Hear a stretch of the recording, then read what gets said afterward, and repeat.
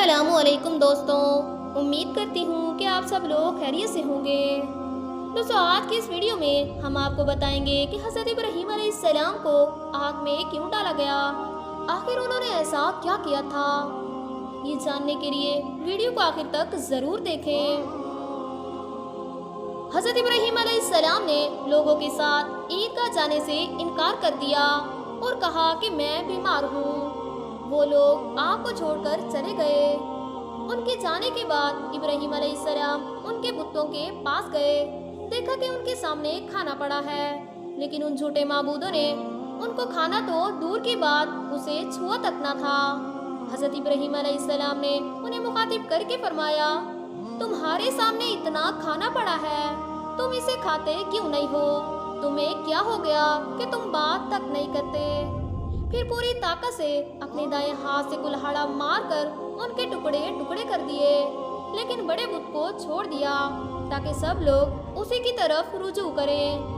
تمام چھوٹے بتوں کے ٹکڑے ٹکڑے کر کے کلہاڑا بڑے بت کے کندھے پر رکھ دیا۔ پھر جب مشرکین میلے سے لوٹے تو انہوں نے دیکھا کہ ان کے سارے معبود اوندھے منہ ٹوٹے پھوٹے پڑے ہیں، ان کے تمام معبودوں کو توڑ دیا گیا تھا۔ وہ یہ دیکھ کر حیران رہ گئے کہ یہ سب کیسے ہو گیا۔ وہ کہنے لگے کہ آخر یہ کام کس ظالم کا ہے جس نے ہمارے معبودوں کی توہین کی ہے۔ دوستو، اس وقت جن لوگوں نے حضرت ابراہیم علیہ السلام کا وہ کلام سنا تھا تو انہیں ان کا خیال آ گیا۔ کہنے لگے کہ وہ نوجوان جس کا نام ابراہیم ہے، اسے ہم نے اپنے بتوں کی مذمت کرتے سنا ہے۔ قوم کے لوگ آپس میں مشورہ کر رہے تھے کہ سب کو جمع کرو، اس کو بلاؤ اور اسے سزا دو۔ چنانچہ تمام مجمع اکٹھا ہو گیا اور ابراہیم علیہ السلام کو بلایا گیا۔ کہنے لگے، اے ابراہیم، ہمارے معبودوں کے ساتھ یہ غلط حرکت تو نے کی ہے۔ ابراہیم علیہ السلام نے جواب دیا، یہ کام تو اس بڑے بت کا ہے، تم مجھ سے کیوں پوچھتے ہو؟ تم اپنے معبودوں سے کیوں نہیں پوچھ لیتے کہ ان کا یہ حال کس نے کیا ہے؟ ابراہیم علیہ السلام کا جواب سن کر وہ سب سوچ میں پڑ گئے۔ پھر کہنے لگے، ہم نے بڑی غلطی کر دی، ہم نے اپنے معبودوں کے پاس ان کی حفاظت کے لیے کسی کو نہ چھوڑا۔ دوستو، اس قدر واضح بات محسوس کرنے کے باوجود بھی وہ ظالم ایمان نہ لائے، بلکہ شیطان نے ان کے دل میں وسوسہ ڈالا۔ انہوں نے غور و فکر کر کے کہا، اے ابراہیم، کیا تمہیں معلوم نہیں کہ یہ کس نے کیا؟ یہ تو بے زبان ہے، بول نہیں سکتے۔ یہ سن کر حضرت ابراہیم علیہ السلام نے فرمایا، تو پھر تم اللہ کے سوا اس کی عبادت کرتے ہو جو تمہیں کوئی نفع نہ دے سکے اور نہ ہی کوئی نقصان پہنچا سکے۔ تعجب ہے تم پر اور ان پر بھی جنہیں تم اللہ کے سوا پکارتے ہو، کیا تمہیں عقل نہیں ہے؟ دوستوں، اس طرح سے ابراہیم علیہ السلام نے ان پر حقیقت خوب اچھی طرح واضح کر دی۔ ان سے فرمایا کہ تم ان کی پوجا کرتے ہو جنہیں تم خود تراشتے ہو اور پھر ان کی عبادت کرتے ہو، حالانکہ تمہیں اور تمہارے بنائی ہوئی چیزوں کو اللہ رب العزت نے ہی پیدا کیا ہے۔ ابراہیم علیہ السلام نے ایک کلہاڑے کی مدد سے ان تمام بتوں کو تہس نہس کر دیا تھا۔ یہ اس بات کی واضح نشانی تھی کہ یہ بت بالکل بے بس اور لاچار ہیں، جو اپنی حفاظت تک خود نہیں کر سکتے۔ اس بات کے واضح ہونے کے باوجود بھی وہ لوگ اپنے کفر پر ڈٹے رہے اور ابراہیم علیہ السلام کو دھمکیاں دینے لگے۔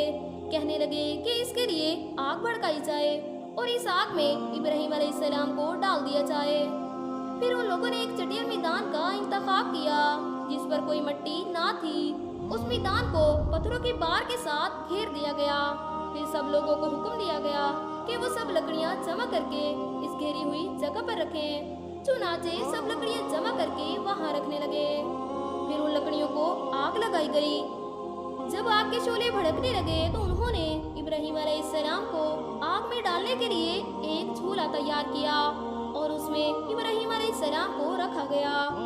اس وقت ابراہیم علیہ السلام نے یہ دعا پڑھی، ہمارے لیے اللہ ہی کافی ہے اور وہ بہترین کا احساس ہے۔ دوستو، یہ دعا ہر محتاج اور ہر مصیبت زدہ کو پڑھنی چاہیے۔ بخاری شریف میں ہے کہ رسول اللہ صلی اللہ علیہ وآلہ وسلم نے فرمایا، یہ دعا ابراہیم علیہ السلام نے اس وقت پڑھی جب انہیں آگ میں ڈالا جانے لگا۔ اس کا مطلب یہ کہ ہم اللہ ہی پر بھروسہ کرتے ہیں کسی پر بھروسہ نہیں ہے۔ دوستو بعض روایات میں یہ بھی ہے کہ جب ابراہیم علیہ السلام کو آگ میں ڈالا جانے لگا تو جبرائیل علیہ السلام آئے اور کہنے لگے، اے ابراہیم، اگر کوئی حاجت ہے تو میں حاضر ہوں۔ آپ علیہ السلام نے فرمایا، اگر تم اپنی مرضی سے آئے ہو تو مجھے تمہاری کوئی ضرورت نہیں۔ اسی طرح ایک اور روایت میں ہے کہ بارش کے فرشتے نے حاضر ہو کر کہا کہ اے ابراہیم، مجھے حکم دے، میں بارش برسا کر اس آگ کو بجھا دوں۔ لیکن اللہ رب العزت نے قرآن مجید کی سورہ انبیاء میں ارشاد فرمایا ہے، ہم نے کہا اے آگ ابراہیم پر ٹھنڈی ہو جا اور سلامتی والی ہو جا۔ گویا انہوں نے ابراہیم کا برا چاہا، لیکن ہم نے انہیں ہی نقصان پانے والا کر دیا۔ چنانچہ ابراہیم علیہ السلام کو آگ میں ڈالا گیا تو وہ ٹھنڈی ہو گئی۔ ابن عباس رضی اللہ تعالیٰ عنہ فرماتے ہیں کہ اگر اللہ رب العزت آگ سے یہ نہ فرماتے کہ سلامتی والی ٹھنڈی ہو جا تو وہ آگ اس قدر ٹھنڈی ہو جاتی کہ تکلیف دینے لگتی۔ دوستوں، آگ بھی اللہ کے حکم کے بغیر نہیں جلا سکتی، اس لیے کہ یہ بھی اللہ کی بنائی ہوئی ہے۔ وہ چاہے تو اسے طاقت دے اور چاہے تو واپس لے لے۔ آگ کو ٹھنڈا ہونے کا حکم ہوا اور وہ ٹھنڈی ہو گئی۔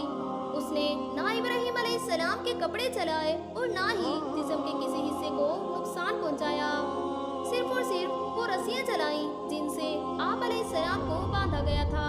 سبحان اللہ۔ لوگ آگ کے گرد اس انتظار میں کھڑے تھے کہ جو ہی آپ کو آگ میں ڈالا جائے گا تو آپ جل کر راکھ ہو جائیں گے، لیکن وہ یہ دیکھ کر حیران ہو گئے کہ ابراہیم علیہ السلام بڑے ناز سے آگ کے درمیان بیٹھے ہیں۔ لوگ اس موضوع کو دیکھ کر حیرت زدہ تھے۔ پھر ابراہیم علیہ السلام آگ سے باہر آ گئے۔ اتنا بڑا موضوع دیکھ کر بھی لوط علیہ السلام کے علاوہ پورے بابل شہر میں سے کوئی بھی آپ علیہ السلام پر ایمان نہ لایا۔ اللہ رب العزت فرماتے ہیں، بس ابراہیم پر لوط ایمان لائے، یعنی پوری بستی میں سے حضرت لوط علیہ السلام تھے جو آپ پر ایمان لائے تھے، باقی تمام لوگ کفر ہی پر ڈٹے رہے۔ اتنا سب دیکھنے کے باوجود بھی جب وہ لوگ آپ پر ایمان نہ لائے تو آپ علیہ السلام نے وہاں سے ہجرت کا ارادہ فرما لیا۔